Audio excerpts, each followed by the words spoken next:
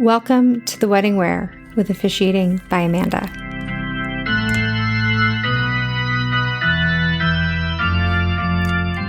The Wedding Wear, we are getting back into the swing of things.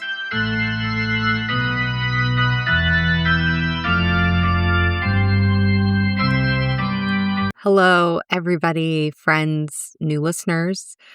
Welcome back to The Wedding Wear, a podcast of true wedding tales and sagas and stories, funny, lighthearted, heartfelt, and little, tidbits to take along for your own special day, or maybe you're just someone who likes weddings. Today we are shaking off the cobwebs. This is The Wedding Wear we are getting back into the swing of things. And it's kind of fitting in a few different means. First off, it's been a minute. So not only am I getting back into wedding season and talking about kind of the first weddings of each year as I get back into the mindset and, kind of anticipate, oh, right, that doesn't sound right coming out of my mouth, and doing on the fly adjustments, but also getting back into podcasting. I took a hot second I took like 5 hot seconds. It was much needed. I've got a lot going on with my normal 9-to-5 job. Obviously, we've got a little one coming in the fall, kind of working through all of the wedding craziness. And it was definitely not a quiet time of relaxation. I was at wedding expos, just kind of putting all the pieces together. Got a lot done in the time that I was away. So very happy to be jumping back in. Happy that you all are listening. And my gosh, the listeners have been growing while I was away. So hopefully that trend can continue now that I'm back and there's some more live-ish content. Coming back always feels a little bit like the first day of school. A little awkward, a little exciting. Don't really remember where you left off. Gotta refine the rhythm. And that's true, not just in podcasting, but also in the wedding world. So here we are. We are back at the mic. We are back into the 2026 wedding season. I did one this past Friday. I have 4 next week. Insane. And by the time May hits, every weekend has at least one wedding, sometimes 2. And now that I have a few more partners in my network, as I call them, every weekend, everybody's getting a little more booked up. So if you're one of my vendor partners, officiants in my network, block the time out on your calendar if you don't want it taken, because I will kick you any and every lead I have, and your schedule could be as full as you want it to be. So back in the day, we always, would hear like, oh, June brides and summer weddings. And we've talked before on this podcast that location-wise, it depends where you really have your peak wedding season. Being in Northeast Pennsylvania, the fall is always huge because the leaves, the foliage, the crisper weather without being too cold. And then spring is a second favorite. And once those 2 seasons are taken up with bookings, then the summer gets tapped. But never really July. It's June and it's August. But everyone pretty much stays clear of July weddings just because of the insane amount of heat. So if you work in weddings or really any seasonal industry, you know the feeling of a quiet or slow season. November, December, January is really, and even early February is really where it is in the wedding and officiant world. Things slow down and you go from having multiple weddings in a week and constant emails from like the 2-month mark and the 1 month and 2 weeks, kind of everyone on their timeline and trajectory doing back-to-back weekends, to suddenly quiet inboxes because no one is getting married in the next 2 months. So no reminders need to start up. A few consult calls, but a lot less because people either book 9 months to a year in advance for officiants, or they wait till the last minute and they book, within 2 months. So nothing really going on. A couple pop-up weddings, mostly elopements, little bits and pieces here. And it's really nice during that time because of the holiday season with Thanksgiving and Christmas and the New Year. Your life can start to feel normal and you can start to pick up other things that are of value or of interest to you, like I did with finding out I was pregnant. So you make weekend plans, you say yes without necessarily checking the calendar because you're like, I don't have that many weddings already figured out. You rest, you reset, you breathe, and it is glorious and good. There's definitely moments where you're like, this is boring. Wish I had something more to do, but you be careful wishing that because it all changes very, very quickly. And that is certainly what March looks like, because a lot of your venues will do their wedding shows then as they kind of prepare for the early part of the wedding season in the spring. And everything happens very, very fast. Suddenly you are at an expo just putting your name out there and your calendar is filled with consult calls from people looking to get married in 3-4 days to people trying to get married in 2-3 years. You finally look back at your calendar and you realize that every day has a to-do, not because someone's getting married then, but because they're getting married in about 2 months. And that's when a lot of the preparations, at least on my end, start to ramp up. Then you look 2 months in advance to figure out like, oh, well, if I've got all these to-dos, how many weddings do I have? And you realize May, every weekend is booked. Every single weekend is booked. Everybody has your number. Phone calls definitely increase straight from Google or the website. Hi, I don't know if you can help, but I found your name online and XYZ to kind of put together the pieces for a quick elopement, a local wedding. And it's exciting, but it's also a lot. And so if you're not careful, not only are you not just kind of picking up where you left off, but you are ramped up fast. And that's normally what I was doing. And then again, having to do 2 months off for baby preparation and our little newborn, which I'm very excited for. It means I can't just go to my default of, oh yeah, I can do that weekend, or oh yeah, I can make 2 or 3 weddings work that day. I really am now married to the calendar and going, oh, actually, no, I will be 38 weeks pregnant and it is not smart for me as much as I'd love to, can't. So I'm ramped up fast, but there's also different timelines in my head that are making sure that I slow down to really look at and assess what's going on in those situations. And like I said, it's not just the weddings, but I took a little pause in the podcasting realm too. I didn't plan to. I really, really didn't. And I've had some interviews since. I've got really, really great content lined up. It just took me a moment to sit down, get everything kind of prepped and prepared. And a lot of, do I still know how to do this? Will people still listen? Can I get back into doing this regularly? Do I batch it in a month, record 4 or 5 episodes and just slow release? And I can do this. It'll look a little different for a little while, maybe forever, but I'm back. And I really just want to thank everyone who's been listening in during the break, because that's what's been the key motivation. Every few days I go on to my Buzzsprout app and it says, oh, you had 5 listens, you had 10. Oh my gosh, one day I had 25 listens and I went, I don't know how that happened. In looking back, it might have been straight from one of the expos, because I do talk about the podcast a lot there as a means to help couples, even if they have their officiant set. This is still a really great tool to listen to give advice for your wedding day.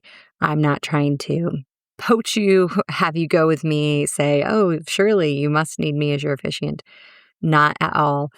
I like to say that this is a podcast for everyone, because you can either just listen to it and laugh, or you can actually get some information from it, or you could use it as you consider me for your officiant.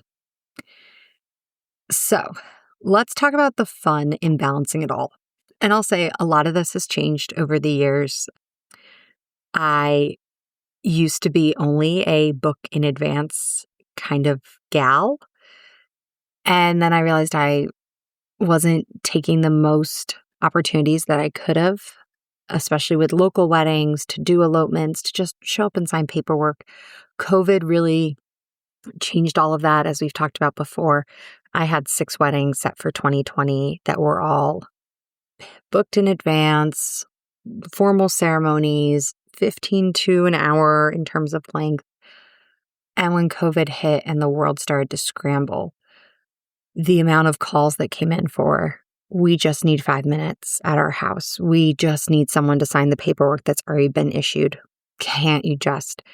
And yeah, I felt for them. So I started saying yes more and realized that it's a fun niche to be in. So I really like to balance myself out with having some availability, especially if the couple has flexibility. That's kind of what I say. If you have flexibility with some of your date or timing, I can work to have availability for you. So working out for those elopement and just signing the paperwork, a sign and go kind of ceremony. Yeah, let's book those quick. Let's not book those 6 months in advance. It makes no sense. And then for the ones that really are lengthier ceremonies, more to the process, I don't like doing those on the fly or having to bring them together in anything less than 2 months. Let's plan ahead. Let's block it out. Let's make sure that we have every consideration going into it. So how do I balance? Well, got a few fun things I'll probably give shout outs to, like my Google Calendar. It is my best friend. If it's not on the calendar, it does not exist. And the calendar is labeled with like consult, pending, booked, post, all sorts of elements to give indicators for how firm or confirmed a wedding is. And then I build out all of my tasks once a wedding is booked. So 2 months out, 1 month out, script writing, Unity requirement if I'm supposed to be providing the Unity element, 2-week reminder, night before reminder, when the license is due back, when they've been 1 month post the wedding. So I might need to follow up to make sure that they got their certified copy of their license, send out the release for the podcast, just all of that stuff. So the calendar is absolutely the best friend in the whole wide world. And I do lean in to a platform called Motion AI to help with some calendaring on my time, because as much as I can build out these tasks, it's a task. No one's holding my feet to the fire to get it done. The Motion AI does a little bit more to kind of, hey, alert, you got to do this, or don't do that easy step first. That's actually 5 steps ahead. You need to do this one first because of how I've built out the project planning. So love both of those very, very much. I've really had to learn, and it's rough because this time last year, I did not have a normal 9-to-5 job. And so I did say yes to any and every wedding because I needed the funds. But right now, knowing that it's okay to say no and that not every weekend is available, not everything is going to be able to work out. If you have it held for something, for breathing, yourself, your family, a friend's, maybe birthday party, honor that versus looking for where the funds are coming from, where the money might be. It's okay to say no. And thankfully, I've built up my network that it's also okay to say, I can't, but I know someone who might. Like, there is nothing wrong with being open to passing off a client, a couple, and letting them work with somebody who is going to be able to show up very presently on their day versus knowing that if I was already on my second or third wedding of the weekend, I'm showing up and I might be forgetting some names, or I might be really rushing in a drive between 2 spaces, and that's not good for anyone and that's not safe for everyone. which brings into some recovery. If you're in the industry, you know that even one small-sized wedding can be a lot of work, can really take up a lot of brain space. And so not only do you need to make sure you've got a down window to reset from it, you got to build that in. And I've taken to, if I know that I have 2 weddings, different days, but close to each other, I seek out getting like a hotel room kind of in between the 2 locations versus the drive back to my house, which at times is 2 hours. And then the next morning, wake up at a crazy time, drive 2 hours or 3 hours back out to the further wedding and do that one where for what a couple has paid in travel costs, I can finance a hotel room for a night just to cut some time out from the driving there and back.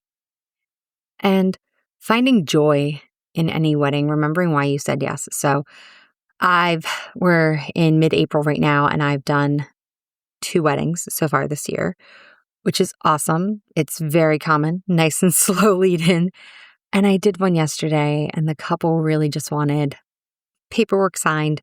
They're doing a formal ceremony in Jamaica, so they just want it legal in the US, and they had their family present. And yeah, I could have just, showed up and said, okay, well, here are your 3 legal lines. Thank you so much. But I had an extra hand fasting cord in my bag, and I like playing up to an audience. And I said yes to this couple because they were very flexible, very available. I was able to do their wedding on the way home from a different event that I was at. Like, it is really, really feasible that they made this whole process. And I appreciate that. So I was able to pull out the hand fasting cord and kind of throw it in and say, here's what we're going to do as well.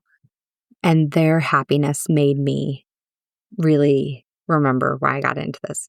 Will I remember that a month from now when I'm drowning in the weddings? No, probably not. But at least for this moment, I remember why I say yes to all of this. The busy season, it's a lot, but it's magical. Couples are super happy. You are part of the once-in-a-lifetime stories. You get to hear how they found each other. You get to believe in love and happiness again. You get to, again, in my world, look at the silver lining of any issue and go, more content for the podcast. You definitely get to find a lot of really great gems out of the work that's getting done.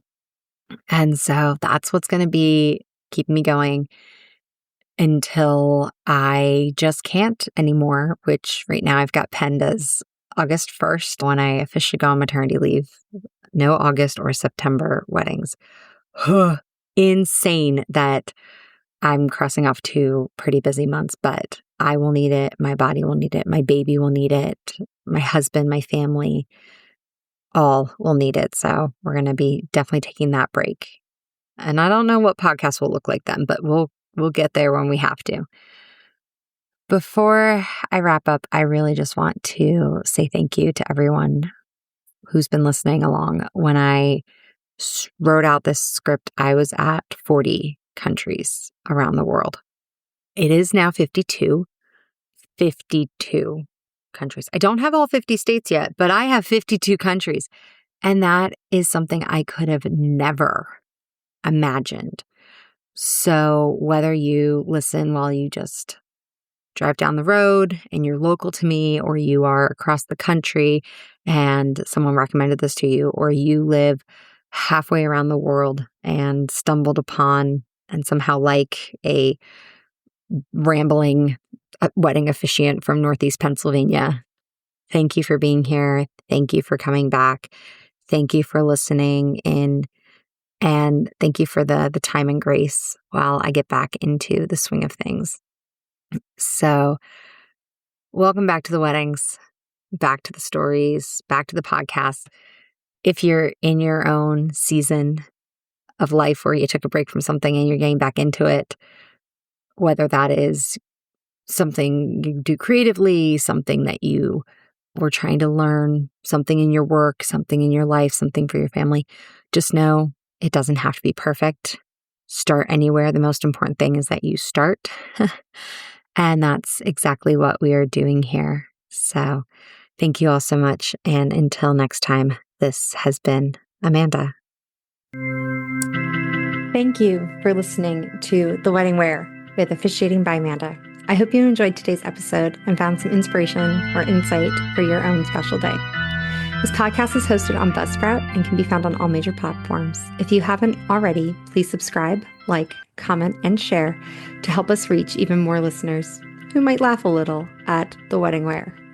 For the links referenced in the show, visit Linktree at Officiating by Amanda. You can also follow the business on Facebook, Wedding Wire, and The Knot to stay up to date on everything going on.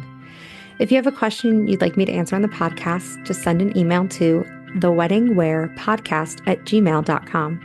And if you're ready to inquire about officiating services for your own big day, you can reach me at officiatingbyamanda@gmail.com. Thank you so much for tuning in, and until next time, this has been Amanda.